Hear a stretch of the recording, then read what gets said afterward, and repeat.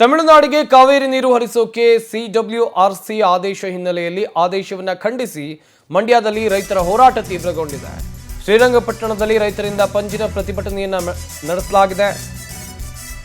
ಆದೇಶದ ವಿರುದ್ಧ ಧಿಕ್ಕಾರ ಕೂಗಿ ರೈತರು ಆಕ್ರೋಶವನ್ನ ವ್ಯಕ್ತಪಡಿಸಿದ್ದಾರೆ. ಕಾವೇರಿ ನೀರು ನಿಯಂತ್ರಣ ಸಮಿತಿ ಇದರ ಆದೇಶದ ವಿರುದ್ಧ ಧಿಕ್ಕಾರ ಕೂಗಿ ರೈತರು ಆಕ್ರೋಶವನ್ನ ವ್ಯಕ್ತಪಡಿಸಿದ್ದು, ರಾಜ್ಯ ಸರ್ಕಾರ ಯಾವುದೇ ಕಾರಣಕ್ಕೂ ನೀರು ಹರಿಸದಂತೆ ಆಗ್ರಹವನ್ನ ಮಾಡಿದ್ದಾರೆ.